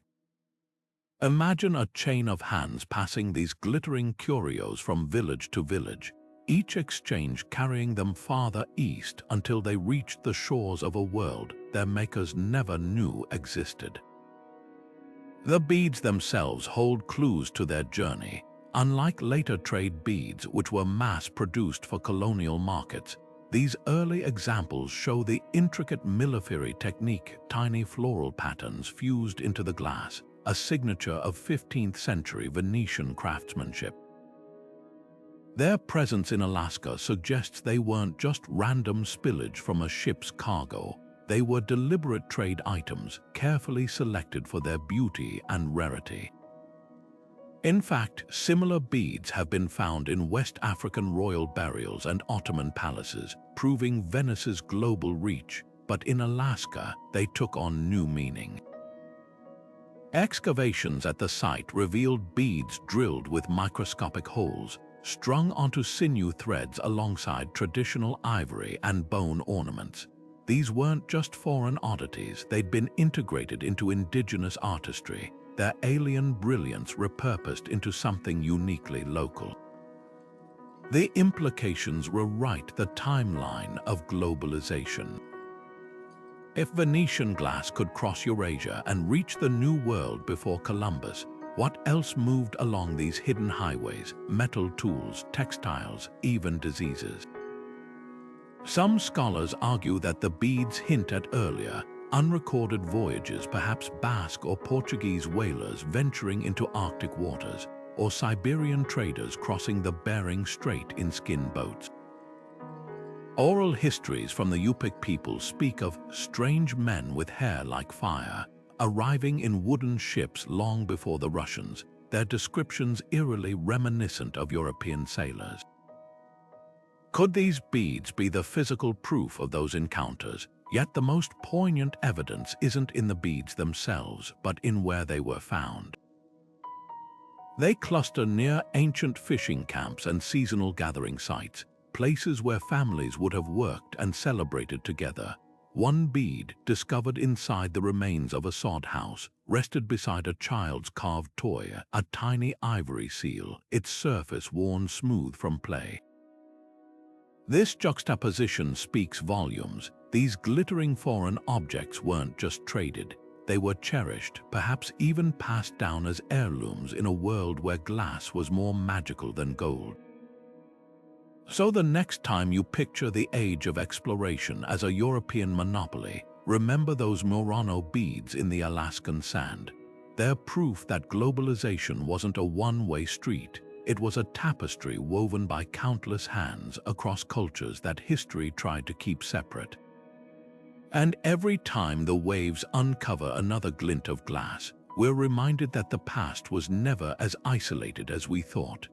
Buried beneath the volcanic soil of the Azores, 9 tiny bronze coins whisper of a voyage that shouldn't have been possible. Stamped with the unmistakable profile of Tanit, the Carthaginian goddess of war and fertility, these coins date back to the 3rd or 4th century BCE, centuries before historians believed anyone could have reached these mid-Atlantic islands. The Azores sit nearly 900 miles west of Portugal, so remote that their official discovery didn't come until the 1400s. Yet here was hard evidence that someone from the ancient Mediterranean not only dreamed of crossing the Atlantic but might have actually done it. The coins themselves are unassuming at first glance, roughly the size of a fingernail, their edges worn smooth by time, but their chemical composition tells a different story. Metallurgical analysis matches them to Carthaginian mints in North Africa, with trace elements pointing to specific ore sources in Sardinia or Spain. This wasn't random driftwood washing ashore. These coins were deliberately carried, likely as part of a ship's supplies or trade goods, and they weren't alone. Nearby, archaeologists found Carthaginian-style pottery shards and fishing weights, suggesting a temporary camp rather than a shipwreck. The implications are staggering. Phoenician sailors, the ancient world's greatest navigators, might have used the Azores as a way station during daring Atlantic explorations long before the Vikings or Columbus. But how could Carthaginian ships designed for Mediterranean trade survive such a journey? The answer might lie in their legendary maritime prowess. Phoenician vessels were built for endurance, with sturdy keels and crescent-shaped hulls that could weather open ocean. Ancient texts describe voyages to the Tin Islands, possibly Britain, and down the African coast trips that would have required navigating beyond sight of land. The Azores, with their predictable currents and seasonal winds, could have served as a vital pit stop for repairs or fresh water. Imagine a Carthaginian captain, guided by stars and migrating birds, stumbling upon these lush volcanic islands after weeks at sea. To sailors used to the arid coasts of North Africa, the Azores' freshwater lakes and fertile soil would have seemed like a mirage made real. The debate among scholars is fierce. Some argue the coins could have been carried by later European explorers, perhaps medieval Arabs or even Vikings who scavenged ancient artifacts as curiosities. But the pottery evidence complicates that theory. The shards found alongside the coins show where patterns consistent with exposure to Atlantic waves, not Mediterranean tides. Even more telling, Carthaginian records speak of secret expeditions beyond the Pillars of Hercules, with strict laws punishing anyone who revealed trade routes to rivals. Could the Azores have been one of those closely guarded secrets? The cultural impact of such a discovery would be monumental. If Carthaginians reached the Azores, they might have ventured even farther, perhaps skirting the edges of the Americas. Brazilian coastal rocks bearing Phoenician-style inscriptions have been dismissed as hoaxes, but what if they're fragments of a larger, lost narrative? The Azores coins force us to reconsider everything we thought we knew about ancient seafaring limits. These weren't just traders, they were explorers who viewed the horizon not as a boundary, but an invitation. And the mystery deepens when you consider what isn't there. No grand ruins, no sunken ships, just these few coins and shards, as if the sea itself swallowed the evidence. Maybe that's the real lesson here. History's boldest journeys often leave the faintest traces. Every speck of patina on those bronze surfaces is a question mark, challenging us to redraw the map of human courage. High in the thin air of the Tibetan plateau, where snow leopards stalk rocky outcrops and monasteries cling to cliffs, miners once chiseled turquoise from the earth, a blue so vivid it seemed carved from the sky itself.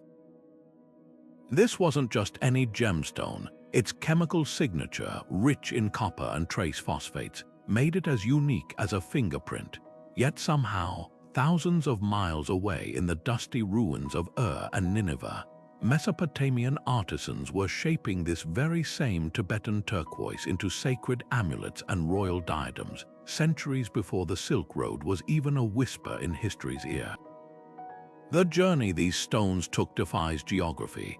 To reach Mesopotamia, Tibetan turquoise would have had to traverse the Hindu Kush, skirt the Iranian plateau, and ford the Tigris, a gauntlet of deserts, bandits, and mountain passes that should have been impassable in the 3rd millennium BCE.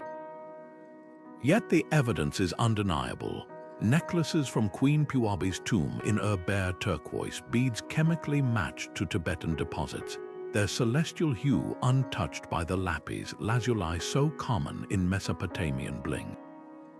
This wasn't accidental trade. It was a deliberate, high-stakes pipeline moving luxury goods across a world far more connected than we imagined. Who bridged these impossible distances? The answer might lie in the forgotten middlemen of antiquity, nomadic tribes like the Oxus civilization, whose ruins in Central Asia reveal workshops where Tibetan turquoise was sorted, polished, and traded onward. Picture a caravan of Bactrian camels, their saddlebags stuffed with rough turquoise chunks, trudging through the Wakhan corridor, a natural mountain pass linking Tibet to Afghanistan. These traders didn't just move goods, they moved tastes. Mesopotamian texts describe turquoise as the stone of heaven, prized for its resemblance to the divine firmament, while Tibetan lore linked it to lakes where goddesses bathed. Two cultures separated by continents, united by a color, but here's where it gets stranger. Some Mesopotamian turquoise artifacts show drill holes too precise for Bronze Age tools, suggesting Tibetan craftsmen might have pre-worked the stones before export. One pendant from Mari even bears microscopic traces of a drilling lubricant made from yak butter, a substance alien to Mesopotamia but commonplace in Tibet. This level of specialization hints at something beyond random barter. It suggests a trade relationship so established, artisans tailored their work for distant clients they'd never meet. The cultural impact rippled both ways. In Mesopotamia, turquoise became synonymous with royalty, adorning the beards of god-kings and the brows of priestesses. Meanwhile, in Tibet, the demand for their sky stone might have spurred mining innovations. Archaeologists have found Bronze Age pit mines in the Himalayas with ventilation shafts and pulley systems eerily similar to those used in Mesopotamian copper mines. Was this technological cross-pollination or parallel genius? Either way, the stones carried more than beauty, they carried ideas, and the trade wasn't just one-directional. Excavations in Tibet have unearthed Mesopotamian-style cylinder seals, their cuneiform inscriptions worn smooth from use. Could these have been payment for turquoise or diplomatic gifts from envoys who crossed the roof of the world? One seal depicts a horned god gripping a thunderbolt, a motif common in both Sumerian and early Tibetan art, hinting at shared myths that traveled with the trade winds. The real mystery isn't how the turquoise moved, but why it stopped. By the Iron Age, Tibetan turquoise vanishes from Mesopotamian sites, replaced by local imitations dyed glass. Climate shifts might have closed mountain passes or empires risen to monopolize trade routes. Yet for a fleeting moment, a miner chipping at a Himalayan cliff and a jeweler etching prayers into a bead in Babylon were part of the same story, proof that even in antiquity, the world was smaller and far more brilliant than we ever dared to dream. These misplaced artifacts aren't just scattered curiosities, they're pieces of a puzzle that, when assembled, reveal a map of human ambition far grander than we ever imagined. Take the Carthaginian coins in the Azores, the Venetian beads in Alaska, or the Scythian gold in Han Dynasty tombs. Each one shatters the old textbook narrative of isolated civilizations, replacing it with something far more thrilling. A world crisscrossed by invisible highways where a single object could bridge continents, languages, and centuries. Some connections were born of desperation storms blowing ships off course, like those African glass beads that somehow washed up on Australian shores. Others speak of meticulous planning, like the Roman merchants who timed their voyages to the monsoon winds, transforming the Indian Ocean into a seasonal conveyor belt for silk and spices. But the most fascinating exchanges were those that defied logic entirely. How did Bronze Age Britons acquire Egyptian scarabs when the Mediterranean was supposed to be a closed circuit? Why would a Viking chieftain be buried with Persian carpets unless those intricate woven landscapes meant something profound in the frozen north? The implications ripple far beyond commerce. Every traded artifact was a Trojan horse carrying hidden cargo of ideas and innovations.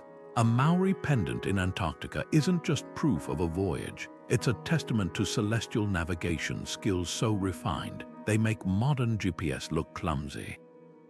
The Tibetan turquoise in Mesopotamian jewelry didn't just adorn royalty, it might have inspired entire mythologies about the heavens. Even something as simple as a peppercorn in Pompeii rewrites history, revealing how the Roman middle class developed tastes that stretched across hemispheres, creating demand so insatiable it bankrupted empires. What's truly revolutionary is how these discoveries force us to rethink the very nature of ancient exploration. This wasn't just a handful of lost sailors, it was a sustained, systemic web of connections.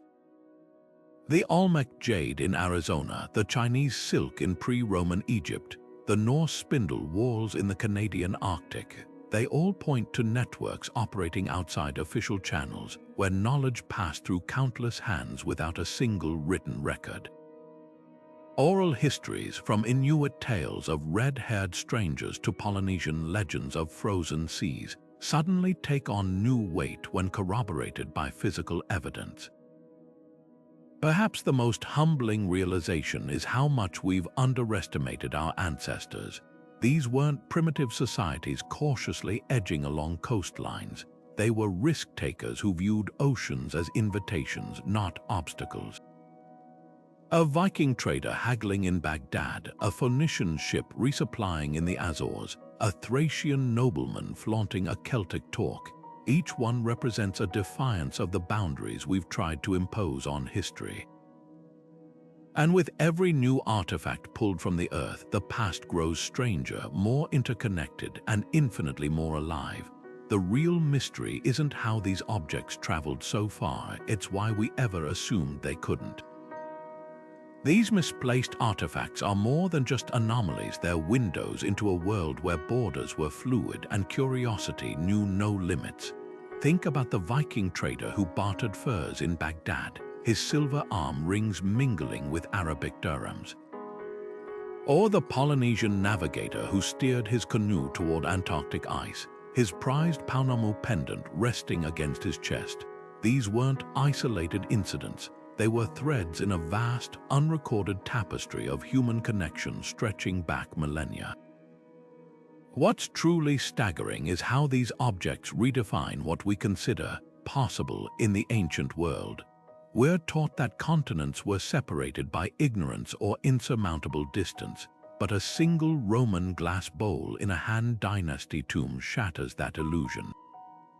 It's proof that someone, whether a daring merchant, a shipwrecked sailor, or a chain of anonymous middlemen, bridged those gaps long before history bothered to take notes. And that's the real magic here. These artifacts weren't carried by empires or armies. They moved through the hands of individuals whose names we'll never know, people who looked at a horizon and wondered what lay beyond it. Consider the ripple effects. That Olmec jade in Arizona didn't just travel, it carried ideas. Maybe a craftsman in the American Southwest saw its swirling motifs and incorporated them into his own work, sparking a stylistic revolution. The Tibetan turquoise in Mesopotamia didn't just adorn queens. It might have inspired myths about the heavens, its celestial blue becoming shorthand for divinity. Every artifact was a seed, planting something new in foreign soil. And let's not forget the sheer audacity these journeys required. Picture the Phoenician sailors who might have reached the Azores, their ships tiny specks on an endless ocean, guided only by stars and gut instinct. Or the indigenous traders who relayed Venetian glass beads across Alaska's frozen expanses, each handoff a leap of trust. These weren't just economic transactions, they were acts of faith in a world without maps or guarantees. So the next time you hear someone describe the past as a collection of isolated cultures, remember the evidence screaming at us from the dirt. That Scythian gold in a Chinese tomb, the African glass in Australia, the Maori pendant in Antarctica, they're not outliers. They're reminders that the human spirit has always been restless, inventive, and hopelessly interconnected. The real question isn't which trade route fascinates us most. It's what other connections are still waiting to be uncovered, hidden in plain sight, just beneath the surface of the stories we